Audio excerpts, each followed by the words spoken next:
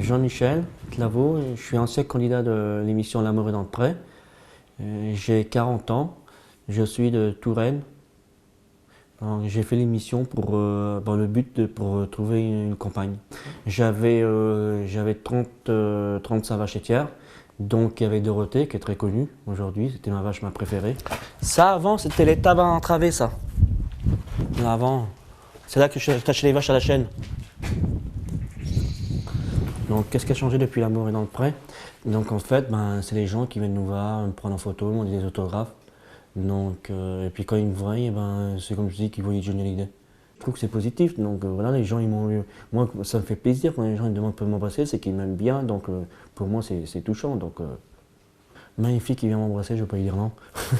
Du jour au lendemain, de ne pas être connu, se trouver connu, ça fait drôle. On ne sait pas comment les gens vont réagir. Bon, c'est ça qui m'a fait peur au début, donc je ne sortais pas.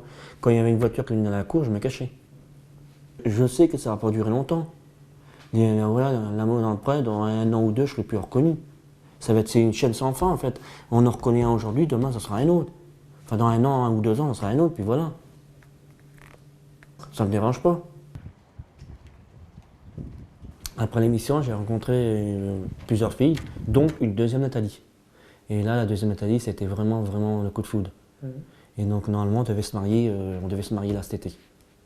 Et en fait, elle m'a fait du mal. Et c'est vrai qu'aujourd'hui, je suis célibataire. C'est vrai qu'elle me rappelle demain, elle me dit, écoute Jean-Michel, je vais refaire ça avec toi, j'attends que ça.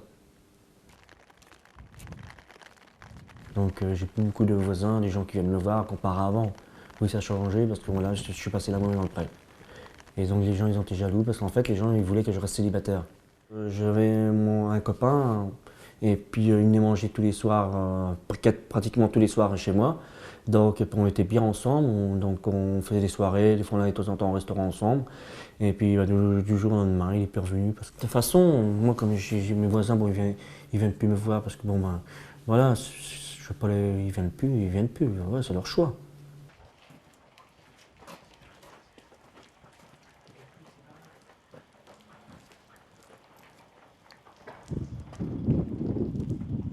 Donc moi j'étais en liquidation judiciaire depuis 2005, donc ça allait très bien. Puis après en 2012, j'étais obligé de vendre mes vaches, donc j'arrivais plus à m'en sortir. Là j'habite encore à la ferme, mais j'ai plus de bêtes.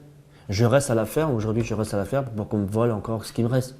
Parce que je dis les gens sont encore capables de venir me piquer des barrières ou des cornalis, donc.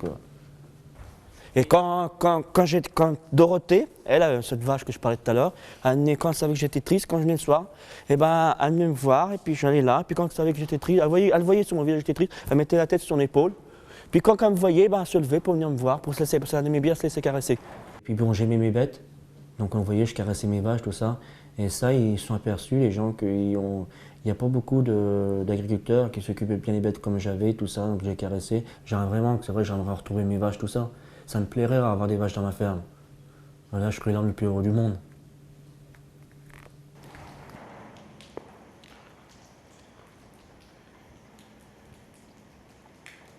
Et j'ai même pensé me suicider. Donc, parce que quand vous perdez tout, quand on est vraiment attaché à ses bêtes et puis qu'on perd tout, pour moi, il n'y avait qu'une solution pour m'en sortir, c'était de me suicider. Bon, j'ai des problèmes de famille, donc ma famille, j'ai un frangin, ça fait 9 ans que je ne l'ai pas revu.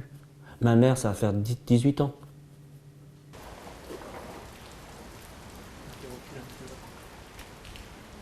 Le but du livre, c'est pour rencontrer pour voir mon histoire. Donc, parce que moi j'étais un enfant de la DAS, et pour faire voir que même si on a été malheureux, parce que moi j'étais malheureux, donc c'est pour que les gens ils voient, parce qu'il y en a souvent qui me demandent mon histoire, donc je peux pas la rencontrer parce que ce serait trop long.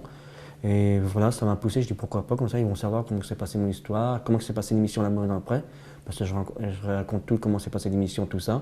Et donc, moi quand je vais dans la rue, les gens viennent me voir, discutent avec moi, je m'en fuis pas, je discute avec eux. Ils m'ont regardé, donc c'est normal que j'échange un contact avec eux. Donc je veux pas. Si je sors mon livre aujourd'hui, c'est quand même au public qui m'a regardé. Et c'est grâce à L'amour est dans le pré, parce que j'aurais pas fait L'amour est dans le pré, je sortirais pas ma biographie.